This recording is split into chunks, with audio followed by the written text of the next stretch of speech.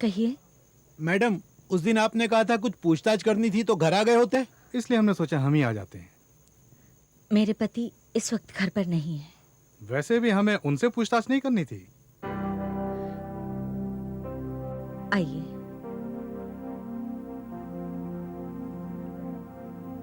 बैठिए। Thank you. पूछिए, क्या पूछना चाहते हैं? मैडम, बात दरअसल ये है कि हमें राकेश टंडन के घर से कुछ तस्वीरें मिली हैं। उनमें एक तस्वीर ये है आपकी। इस तस्वीर में राकेश टंडन ने आपके बालों पर सफेदी लगा रखी है। शायद उसका टेस्ट ही कुछ ऐसा था। शारदा की लटें भी तो सफेद हैं। शकुंतला जी, अकाउंटेंट माधवन ने आपकी तस्वीर देखकर कहा था आप मिस्टर विनायक को शादी के पहले से जानती हैं। जी हाँ, हम लोग कॉलेज में एक ही क्लास में पढ़ते थे, अच्छे दोस्त थे। और जब उसकी शादी आपके पति की बहन के साथ हुई तो? एक्सक्यूज मी, आप गलत कह रहे हैं। मेरी शादी उसकी बीवी के भाई के साथ हुई थी और तब भी हम बहुत अच्छे दोस्त थे। अच्छा ये बताइए, विनायक अपने बिजनेस में तबाह कैसे हुआ? विनायक ने अपना बिजनेस मेरे साथ कभी डिस्कस नहीं किया। क्या इस सिग्नेचर को आप पहचानती हैं?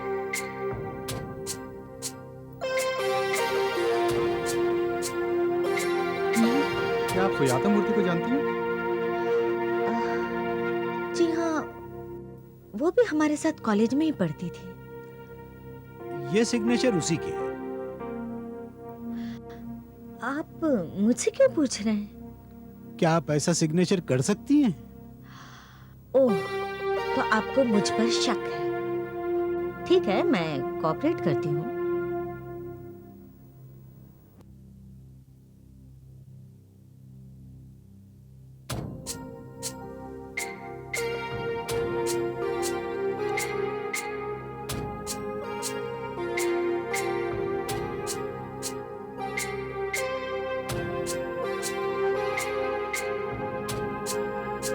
Wow, perfect.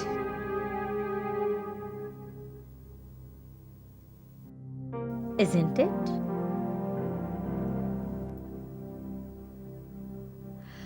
अब आपको मेरे फिंगरप्रिंट्स भी चाहिए होंगे ना? हो सकता है मरने वाले के यहाँ आपको मेरे फिंगरप्रिंट्स भी मिल जाए। नहीं नहीं मैडम, हमें आपके फिंगरप्रिंट्स की कोई जरूरत नहीं। अब हमें आज्ञा दीजिए, हम चलते हैं। Okay madam. अगर आप लोग चाहें तो रुक सकते हैं। मेरे हस्बैंड अभी आने ही वाले हैं। You can have a drink with him. No no thanks, फिर किसी दिन। ओके, आते रहिएगा। I like your company. So do we. चलिए।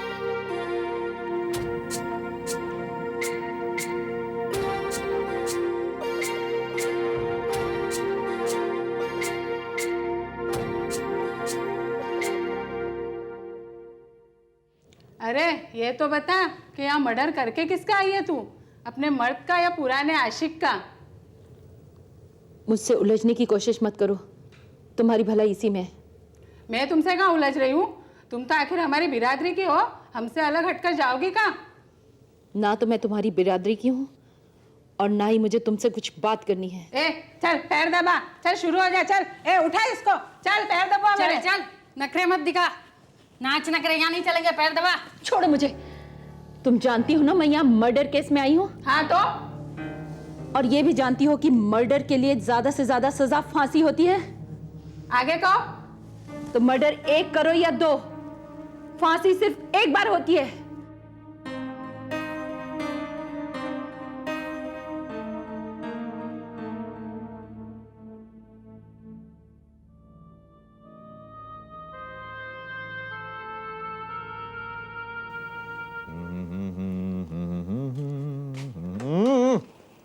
जेनी, जेनी डार्लिंग, तुमने मुझे अशोक और अजय के बारे में कुछ बताया ही नहीं है।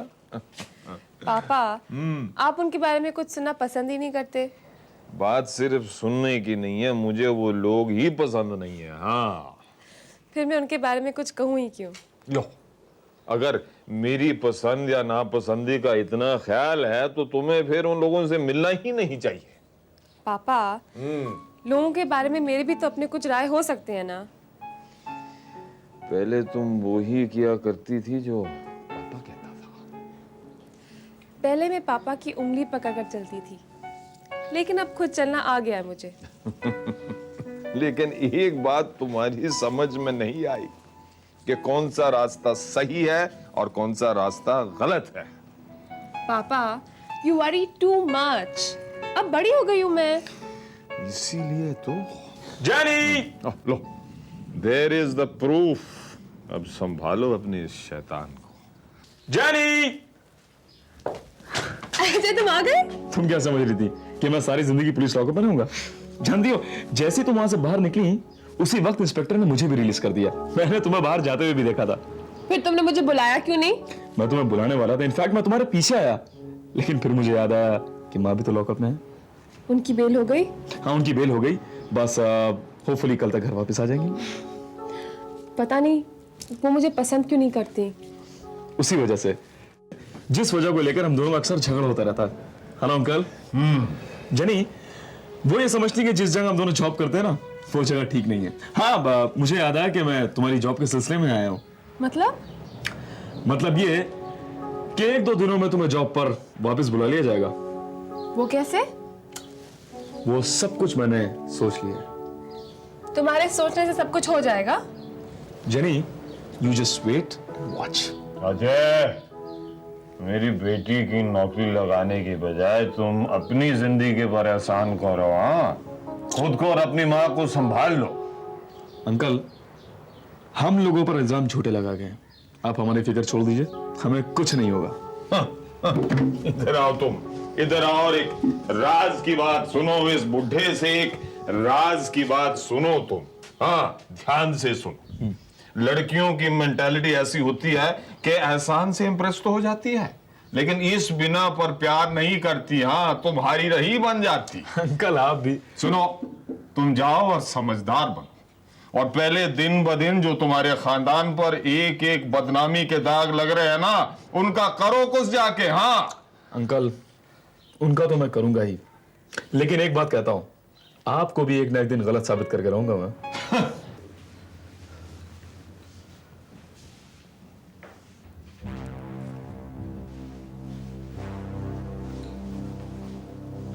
शकुंतला,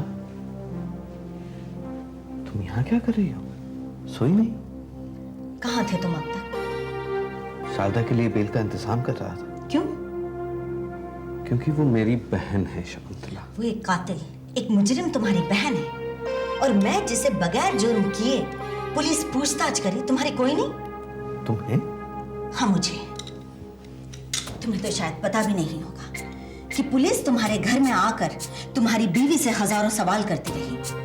एक पति होने के नाते क्या ये तुम्हारा फर्ज नहीं बनता कि एक फोन करके तुम मुझसे पूछ सको कि मैं जिंदा हूं या नहीं? आखिर हुआ क्या है, बताओ भी तो। ये तो मैं बता ही चुकी हूँ कि पुलिस यहाँ मुझसे पूछताछ करने आई थी। अब क्या मुझे ये भी बताना पड़ेगा कि वो यहाँ क्यों आई थी? ये सोचा भी कैसे कि तुम्हारी बहन मुजरिम है तो तुम्हारी बीवी भी मुजरिम हो सकती है। शकुंतला, हो सकता है कि जैसे तुमने शारदा के बारे में पुलिस को बताया, शारदा ने भी तुम्हारे बारे में उनसे कुछ कहा हो। मैंने शारदा के बारे में जो कुछ भी कहा वही कहा जो मैंने सुना था, लेकिन शारदा ने जो कुछ भी कहा होगा झूठ ही कहा होगा, क्योंकि मुझे खामखा फंसाना चाहती है। वो ऐसा करेगी क्यों? क्योंकि वो मुझसे जलती है। एक गरीब घर की होकर उसके अमीर खानदान में शादी हुई। खैर, तुम भी उसी बैकग्राउंड से आते हो, लेकिन शादी के बाद तुम ज्यादा अमीर हो गए, और वो उसके पैर पड़ते उसका पति कंगाल हो गया। शकुंतला, चिल्लाओ मत। मैं तुम्हें तुम्हारी औकात याद नहीं दिला रही, मैं तो सिर्फ शारदा की असलियत तुम्हें बता रही हूँ। लेकिन जब तुमने जुर्म किया ही नहीं है तो फिर डरती क्यों हो? मुझे डर लगता आनंद, डरती हूं मैं, क्योंकि मैं एक शरीफ बाप की बेटी हूं, एक शरीफ आदमी की बीवी हूं। और उसका क्या? उसका पति तो करोड़ों का फ्रॉड करके भाग गया, और उसकी क्या इज्जत है? शकुंतला, प्लीज। आनंद, मैं तुमसे एक बार और आखिरी बार कहती हूं, अगर तुमने शारदा के साथ रिश्ता रखा तो तुम्हें मेरे साथ तोड़ना पड़ेगा।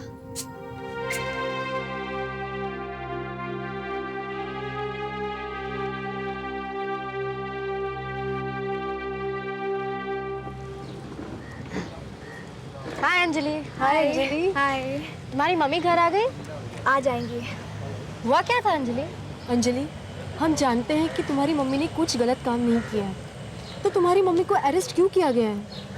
एक्चुअली मर्डर के बाद माँ वहाँ गई थी, तो पुलिस को शक हो गया कि शायद उन्होंने ही मर्डर किया है। वो आदमी था कौन और तुम्हारी मम्मी कैसे जानती थी उसे? हमारे पेपर में तो ये भी लिखा गया था कि उस आदमी ने तुम्हारी मम्मी को प्रपोज किया था। नहीं, मैं नहीं जानती। अंजलि, तुम्हारी मम्मी को बहुत दुख हुआ होगा ना कि जिसके साथ उनकी शादी होने वाली थी उसी को किसी ने मार डाला। Must be some other jealous woman. अरे कोई जेलस आदमी होगा जो अंजलि के मम्मी को प्यार करता होगा। अंजलि, कोई ऐसा आदमी था?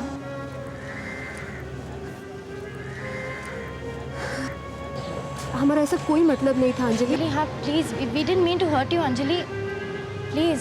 हमारा ऐसा कोई मतलब नहीं था। Believe us Anjali, we didn't mean to hurt you.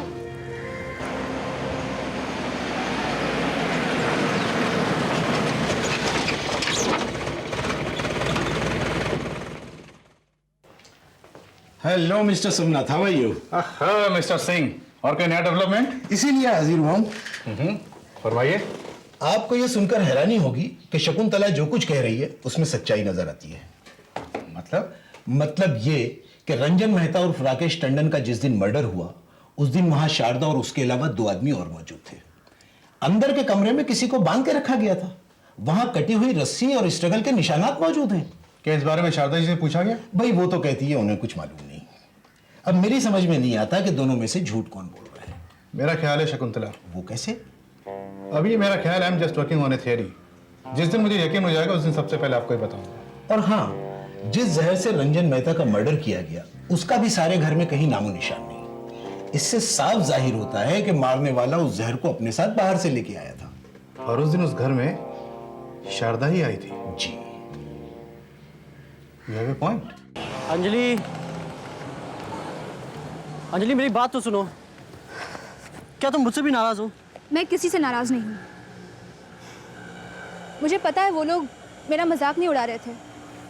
वो तो सिर्फ ये जानने के लिए क्यूरियस थे कि आखिर ये मर्डर हुआ कैसे। क्या तुम नहीं जानना चाहते कि ये सब कैसे हो गया? जानना तो चाहता हूँ, लेकिन तुमसे पूछूंगा नहीं, क्योंकि शायद तुम खुद नहीं जानती कि असलियत क्या है।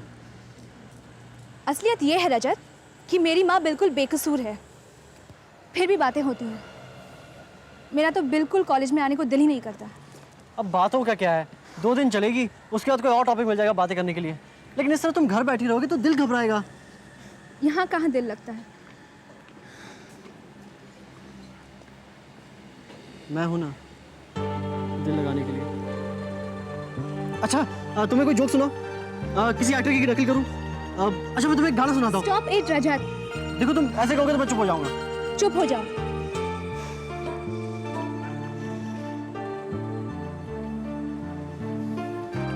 ऐसे ही खड़े रहोगे? अच्छा बाबा सॉरी, चलो ना। कहाँ? वापस कैंटीन में। कैंटीन? लेकिन वहाँ तो फिर से तुम्हें पूछेंगे क्या हुआ, कैसे हुआ, कब हुआ। अच्छा है, सबको एक साथ जवाब दे दूंगी।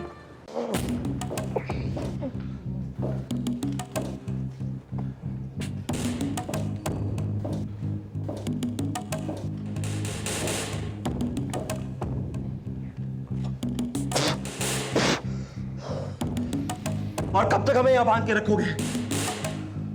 कुछ दिन और। अब ज्यादा दिन नहीं रहे विनायक।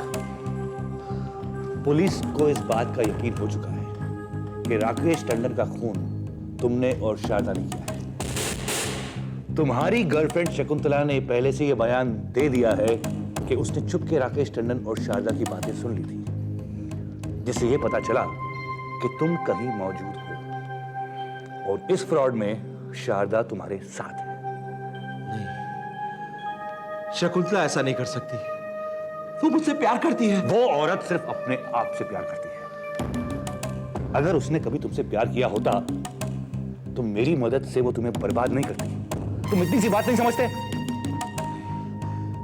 नहीं, अगर उसने पुलिस को ऐसा कह दिया है तो क्या पुलिस उसकी बात मान लेगी? शायद नहीं मानती, लेकिन जिस ग्लास से पवन गुप्ता शराब पी के मरा उस पर शारदा के उंगलियों के निशान हैं। मिस्टर पवन गुप्ता, उंगलियों के निशान मिलने से ये बात साबित नहीं होती कि जहर शारदा ने दिया है।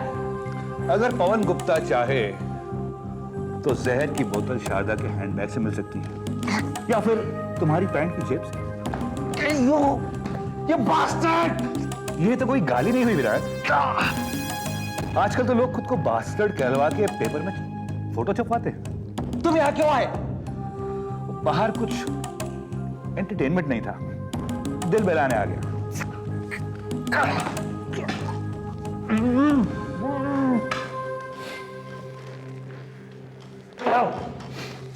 और तुम कैसे हो टेढ़ी गर्दन? भूख लगी है। मिलेगा, खाना भी मिलेगा।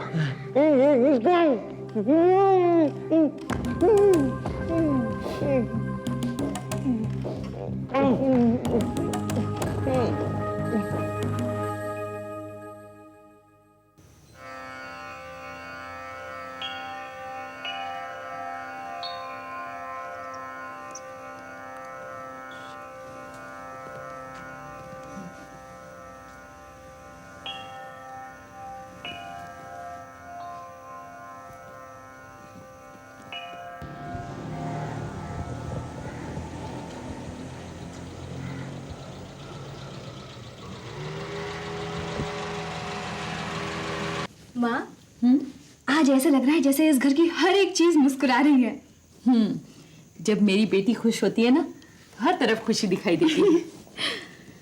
आप हैं ही ऐसी। भगवान को तो मैंने देखा नहीं, लेकिन आपके साथ होते हुए ऐसा लगता है जैसे हम सब बिल्कुल महफूज हैं। अब हमारे साथ कुछ गलत नहीं हो सकता। जिस माँ के तुम लोग जैसे बच्चे हो, उस माँ को और चाहिए भी क्या। माँ, अब आप वापस आ गई है ना, तो सब खुशी खुशी अपने काम पर जाने के लिए तैयारी कर रहे हैं। वरना अजय भैया और अशोक भैया ने तो काम पर जाना ही बंद कर दिया था। अब सब कुछ ठीक हो जाएगा। ठीक तो तब होगा अंजलि, जब हम इसे ठीक करने बैठेंगे। ये लो शारदा, मिठाई खाओ और सबको खिलाओ। अब ऐसे क्या देख रही हो? अब ले भी लो शारदा, मैंने इसमें जहर नहीं मिलाया है। जहर तो तुम मौका, वक्त और इंसान देखकर मिलाती हो, और वो भी इस खूबी के साथ कि इल्जाम किसी और पर लगे। लेकिन झूठे बयान देकर मुझ पर शक डाल देने से ये मत समझना कि तुम जीत गई। सजा तो तुम्ही को मिलेगी, क्योंकि राकेश टंडन को जहर तुम ही ने दिया है।